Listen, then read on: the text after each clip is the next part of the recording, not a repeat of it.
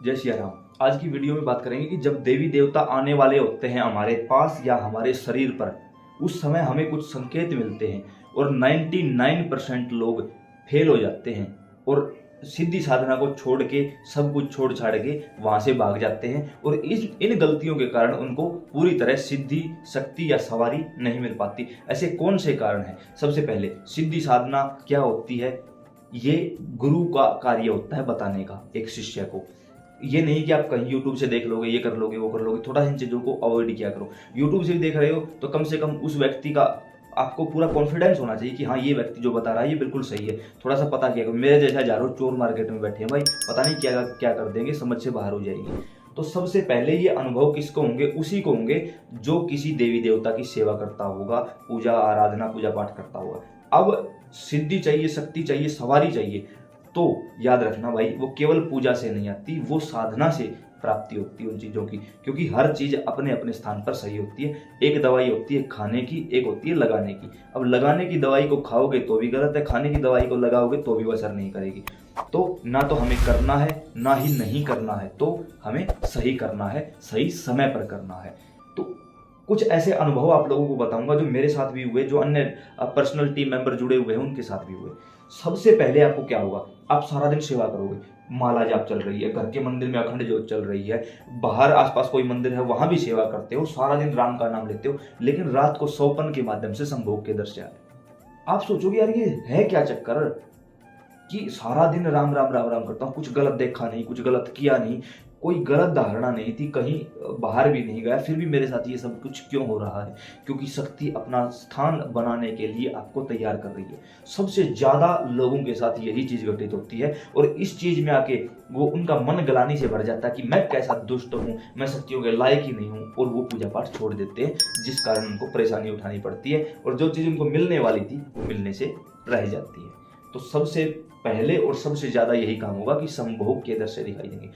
अगला काम होगा कि आपको हद से ज्यादा गुस्सा आएगा, हद से ज्यादा, छोटी छोटी बातों पर। क्यों? जब शरीर में हमारे अंदर सवारी का प्रवेश होता है, शक्ति का प्रवेश होता है, तो शक्ति एक स्थान पर बैठने की कोशिश करती है। अब ये पात्र है, इसके अंदर जल है, अब जल जितनी ये है यहां तक रुक सकता है, इसके अलावा नहीं। अब अगर इसके अंदर छेद कर दिया जाए तो सारा जल बाहर चला जाएगा। ठीक उसी प्रकार शक्ति, सवारी इतनी आसानी से नहीं मिलती। जब वो हमारे शरीर के ऊपर आती है तो हम पूरी कोशिश करते हैं कि ये बाहर ना जाने पाए। अब सवारी बाहर कैसे जाएगी? दो तरीके से सवारी, शक्ति बाहर जाती है। एक गुस्से के जरिए, जब हम सामने वाले को डांट देते हैं, गुस्सा कर देते हैं, तो हमने उस दिन जो पुण्य अर्जित किया था वो बाहर निकाल दिया, यानी एक प्रकार से शक्ति का अपव्यय कर दिया। दूसरा होता है ब्रह्मचर्य के खंडित होने से, उसके माध्यम से भी शक्ति बाहर निकल जाती है, चाहे वो महिला हो चाहे वो पुरुष हो। तो सबसे पहले हमें इन दो चीजों को रोकना ही होगा। अगला पॉइंट यही है कि आपका ब्रह्मचर्य बार बार खंडित करने की कोशिश की जाएगी, रात को संभोग के दृश्य दिखाकर या स्वप्न दोष के माध्यम से या किसी भी प्रकार से ऐसा अट्रैक्शन आपके सामने रख दिया जाएगा कि आप मजबूर हो जाओगे उन सब चीजों को करने के लिए। तो ऐसे में क्या करें? स्वप्न दोष हो जाए उससे घबराने की आवश्यकता नहीं है, उससे शक्ति का अपव्यय नहीं होगा, घबराइए मत, अपने मन में ग्लानि मत लेके आइए। बस हाँ, आप खुद से कोई ऐसी चेष्टा ना करें जिससे आपका ब्रह्मचर्य खंडित होने वाला हो। थोड़ा सा बस इस बात का आपको विशेष ध्यान रखना होगा। उसके साथ साथ आपके शरीर में दर्द होने लगेगा। कहाँ पर? जैसे हद से ज्यादा सर दर्द, हर समय चक्कर बना रहेगा कि ये हो क्या रहा है, ज्यादा से ज्यादा आज्ञा चक्कर पर दर्द सबसे ज्यादा, और कोई भी दवाई काम नहीं करेगी, ये भी गारंटी है, कोई दवाई काम नहीं करेगी, बेशक लेके देख लेना। हद से ज्यादा कमर दर्द, पेट दर्द, लूज मोशन लगना, या फिर कंधे भारी रहना और गर्दन में यहाँ पीछे से दर्द हो जाना, ये सारे रीजन होते हैं कि शक्ति जो है वो आपके अंदर के नेगेटिव पार्टिकल्स को निकालकर वहां अपना स्थान बना रही है। आपका कुंडलिनी जागरण हो रहा है, कुंडलिनी शक्ति जाग रही है, आपको दिव्य दृष्टि प्राप्त होने वाली है, आपके पूरी तरह आपके शरीर को साफ किया जा रहा है। इस कारण ऐसा होता है, इसमें भी आपको घबराने की कोई आवश्यकता नहीं है। अब जैसे नींद का ना आना, आप लोग सोचोगे यार सुबह ब्रह्म मुहूर्त में उठ के जाप करता हूँ, सारा दिन कुछ ना कुछ करता रहता हूँ, लेकिन रात को फिर भी नींद नहीं आती। ये हो क्या गया मुझे, कहीं मैं पागल तो नहीं हो जाऊंगा। यही चीज मेरे साथ जब घटित हुई, घर वालों ने बोल दिया कि भाई तू ज्यादा जाप करने लगा है ना, इस कारण से तेरे साथ ये सारी चीज घटित हो रही हैं और तुझे ऐसा नहीं करना चाहिए, इस हिसाब से तू पागल हो जाएगा। लेकिन ठाकुर जी की कृपा रही भाई, नहीं रुके तो आज श्याम सुंदर ने कृपा। रुकना मत, घबराने की कोई आवश्यकता नहीं है। नींद आए तो अच्छी बात है, ना आए तो अच्छी बात है, चक्कर नहीं है किसी प्रकार का। लगे नींद नहीं आ रही, वहां भी बिस्तर पर लेटे लेटे ओम नमः शिवाय, ओम नमः शिवाय, राम राम सीताराम सीताराम, कुछ भी करते रहो, लेकिन करते रहो बस। आप खुद देखोगे कि हाँ सब कुछ ठीक। गंदे सपने आपको बहुत बार दिखाई देंगे, गंदे और डरावने सपने। क्यों? क्योंकि वो शक्ति देखना चाहती है कि आपको अपने इष्ट पर कितना भरोसा है।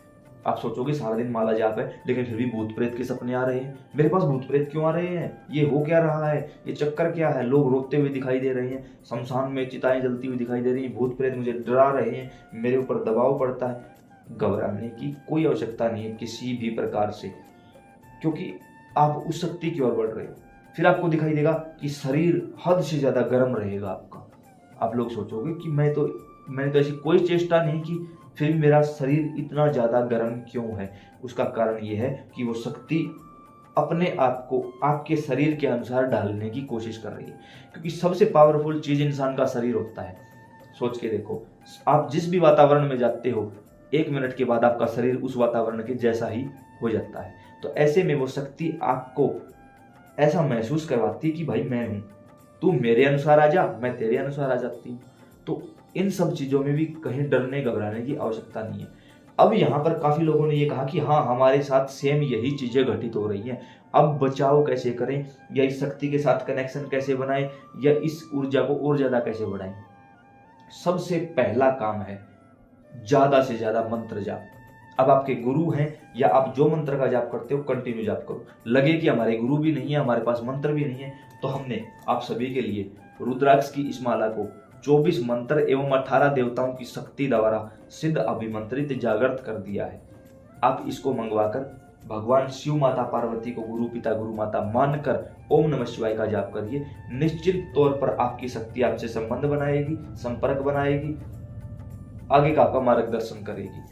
इसके लिए नीचे दिए गए व्हाट्सएप नंबर पर आप अपना नाम, address, pin code, mobile number और माला चाहिए, ये 5 चीजें टाइप करके भेजो और हमारी तरफ से मैसेज का इंतजार करो। इसका एक छोटा सा चार्ज रखा हुआ है, वो भी आपको बता दिया जाएगा। अगर किसी प्रकार से लगे कि कोई फ्रॉड का सिस्टम हो सकता है, नीचे डिस्क्रिप्शन बॉक्स में व्हाट्सएप ग्रुप का लिंक दिया हुआ है, वहां से भी आप डायरेक्ट हमारे साथ जुड़ सकते हो। वहां प्रेमियों के पहले अनुभव सुनो, जब लगे कि अनुभव काम कर रहे हैं तो ही ऑर्डर करना, अन्यथा मत करना। सबसे पहले तो यही है कि जाप पर बैठ जाओ।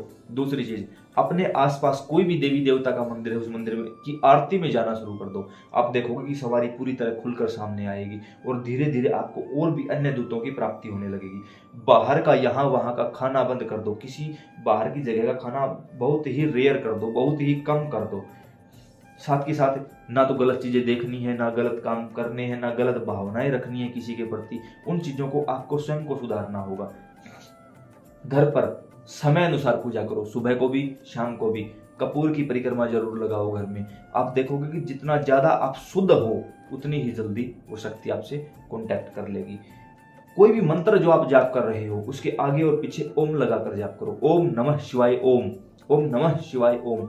मंत्र लोक हो जाएगा, कोई आपकी ऊर्जा को चोरी नहीं कर पाएगा। आप खुद देखोगे कि हाँ पूर्णतया जीवन बदल गया है। तो उम्मीद करता हूँ ये जानकारी समझ और पसंद आई होगी। मन करे तो अन्य प्रेमियों के साथ इसको जरूर साझा कर देना। जय सिया राम।